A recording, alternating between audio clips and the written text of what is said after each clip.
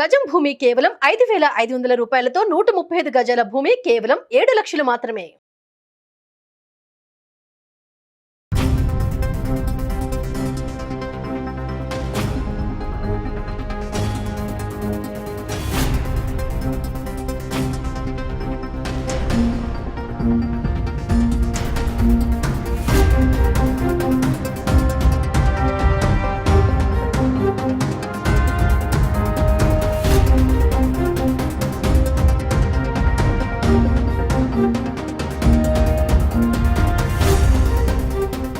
నమస్తే సార్. నమస్కారం అండి. పల్లవి ప్రశాంత్ టాపిక్ మనం చూస్తే విన్నర్ అయినప్పటి నుంచి హాట్ టాపిక్గానే మారిపోయింది. ఎప్పుడైతే తనని రిమాండ్కి తీసుకున్నారో 14 days అని చెప్పి, అసలు బెయిల్ వచ్చే అవకాశం కనిపిస్తుందా?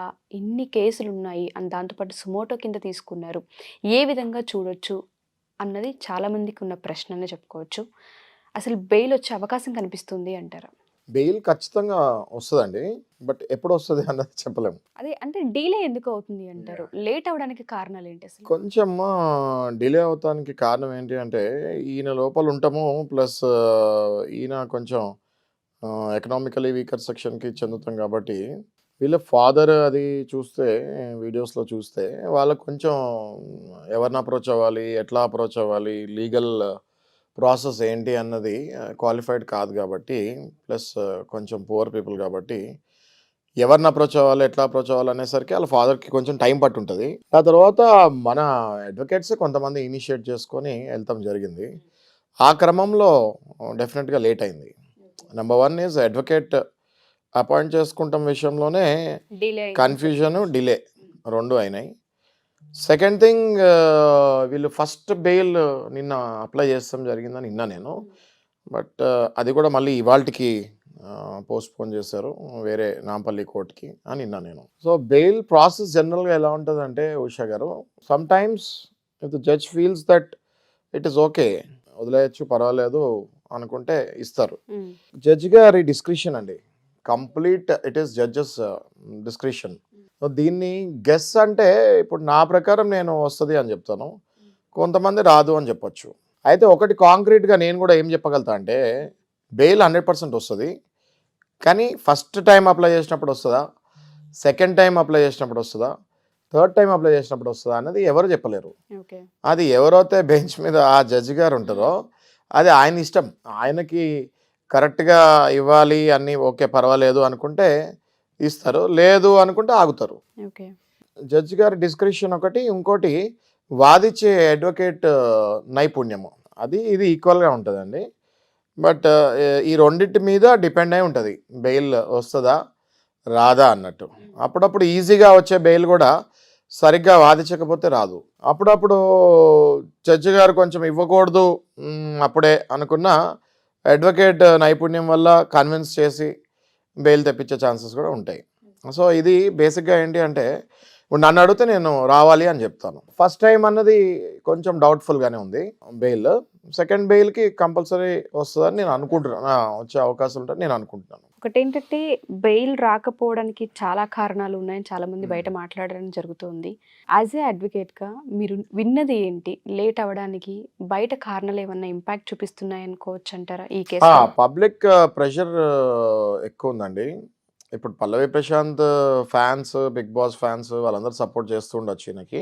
ఇన్ జనరల్గా ఇది nuisance case and prevention of public damages, ఈ రైట్ సెక్షన్స్, నిన్నన్నీ మనం సెక్షన్స్ గురించి మాట్లాడుకున్నాం.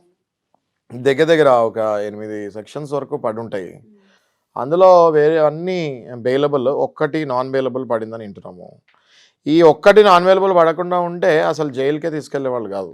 ఇప్పుడు మీరు అడిగిన క్వశ్చన్ ఏంటి అంటే డిలే అవుతానికి రీజన్ ఏంటి అని అడుగుతున్నారు. ఇది కొంచెం హై ప్రొఫైల్ కేసులో లో ప్రొఫైల్ వ్యక్తి ఉన్నాడు. కేసు ఏమో హై ప్రొఫైల్, ఆ వ్యక్తి ఏమో లో ప్రొఫైల్. ఓకే, జనరల్గా ఏమవుతుంది, ఇప్పుడు హై ప్రొఫైల్ అంటే పెద్ద పెద్ద అడ్వకేట్స్ని పెట్టుకుంటారు. ఓకే, వాళ్ళ టాలెంట్ వేరే ఉంటుంది. ఓకే, అలా అని చెప్పి ఇందులో ఉన్న అడ్వకేట్స్ టాలెంట్ లేదని చెప్పట్లేదు నేను. ఇందులో ఉన్న అడ్వకేట్స్ చాలా మంచోళ్ళు కాబట్టి డబ్బులు తీసుకోకుండా వాలంటరీగా కేసు తీసుకున్నారు. సో వీళ్ళు కేసు వాలంటరీగా తీసుకున్నారు కాబట్టి వాళ్ళు ముందుకెళ్ళి ఆ కేసు తీసుకుంటానికి టైం పట్టింది. సో అడ్వకేట్స్లో every one will have there own talent. So case తీసుకుంటమే లేట్ జరిగిందని నేను అనుకుంటున్నాను. ఒకవేళ కేసు తీసుకున్న తర్వాత ఇంకో పాయింట్ ఏంటంటే, ఇప్పుడు ఎవరైతే అడ్వకేట్ ఈ కేసు తీసుకున్నారో ఆయన ఇంటర్వ్యూ చూస్తే ఎఫ్ఐఆర్ ఇవ్వలేదని చెప్తున్నాడు. అదొక కారణం. ఓకే, ఎఫ్ఐఆరే ఇవ్వకపోతే అసలు మనకు అందులో ఏం సెక్షన్లో పడ్డాయో తెలియకపోతే మనం బెయిల్ ఎలా అప్లై చేస్తాము? సో ఎఫ్ఐఆర్ కూడా డిలే అయింది. ఆయన డైరెక్ట్గా మీడియాలో చెప్పాడు, ఎఫ్ఐఆర్ ఇవ్వలేదు, 24 hours అయిపోయింది, అది ఆన్లైన్ అప్డేట్ అవ్వలేదు, అట్లా చెప్తాం జరిగింది. సో అది కూడా ఒక రీజన్ అండి బెయిల్ డిలే అవుతానికి. నెక్స్ట్ వాలంటరీగా అడ్వకేట్స్ వెళ్ళేసరికి ఆబ్వియస్గా కొంచెం డిలే అవుతుంది కదా, అవును. ఇది ఒకటి. ఇంకొకటి, పబ్లిక్లో సింపతి ఎంత ఉందో పల్లవి ప్రశాంత్ ఫ్యాన్స్కి, at the same time Pallavi Prashanth fans ఒక్కళ్ళే పబ్లిక్ కాదు కదా. ఇప్పుడు బిగ్ బాస్ షో చూడని వాళ్ళు కొన్ని కోట్ల మంది ఉన్నారు. ఓకే, వాళ్ళకి ఇదంతా న్యూసెన్స్ అనిపిస్తుంది కదా. తక్కువ బెయిల్ వచ్చేస్తే ఏంటిది, ఇంత రాద్ధాంతం చేస్తారు, అప్పుడే బెయిల్ వచ్చిందని ఫీల్ అవుతారు. సో అనేక ప్రెషర్లు ఉంటాయండి. ఓకే, అప్పుడప్పుడు ఇలాంటి కేసెస్లోనే ఆనరబుల్ జడ్జెస్ కానివ్వండి, లేకపోతే కొంతమంది సీనియర్ అఫీషియల్స్ కానీ పబ్లిక్కి లెసన్ లాగా వెళ్ళాలి అన్నప్పుడు ఇట్లాంటి కేసెస్నే పబ్లిక్ మీద యూజ్ చేయాల్సి వస్తుంది. సో అనేక కారణాలు ఉంటాయండి బెయిల్ వస్తానికి, బెయిల్ రాకపోతానికి, టెక్నికల్గా అనేక కారణాలు ఉంటాయి. ఇప్పుడు నా వైపు అడిగితే ఖచ్చితంగా రావాలంట నేను, ఎందుకంటే నాకు తెలుసు ఏ గ్రౌండ్స్ మీద వెళ్ళాలి ఏంటి అన్నది. నేను కన్విన్స్ చేయగలుగుతా అన్న కాన్ఫిడెన్స్ నాకు ఉంది. కానీ అప్పుడు కూడా రాకపోవచ్చు, కానీ నేను పాజిటివ్గా వెళ్తాను, నా వస్తుంది అనుకుని నేను వెళ్తాను. ఇప్పుడు అక్కడికి వెళ్ళే అడ్వకేట్ ఎలా అప్రోచ్ అవుతున్నారు అన్నది మనం చూసుకోవాలి. సీనియర్ అడ్వకేట్సే ఉన్నారు ఇప్పుడైతే వాలంటరీగా తీసుకున్నది. సో లెట్స్ సీ వస్తుందా రాదా అన్నది. ఒకవేళ ఫస్ట్ బెయిల్ రిజెక్ట్ అయితే సెకండ్ బెయిల్లో వచ్చే ఛాన్సెస్ ఎక్కువ ఉంటాయి. ఓకే, ఒక 1 week గ్యాప్లో మళ్ళీ సెకండ్ బెయిల్ ఇవ్వచ్చు. ఏదేమైనా 14 days రిమాండ్కి తీసుకున్నారు కాబట్టి అన్ని రోజులు ప్రొలాంగ్ అయ్యే అవకాశమే కనిపిస్తుంది అనుకోవచ్చా సార్? మరి మీరు మాట్లాడుతున్న దాని ప్రకారం చూస్తే పల్లవి ప్రశాంత్కి బిగ్ బాస్ ఎక్స్టెన్షన్ అయింది. Okay, 106 days plus 14 days. Okay, ఈ 14 days ఎన్ని డేస్ అన్నది no one can say. Okay, లేదా 14 days తర్వాత రావచ్చు. ఆల్రెడీ 2-3 రోజులు అయిపోతుంది.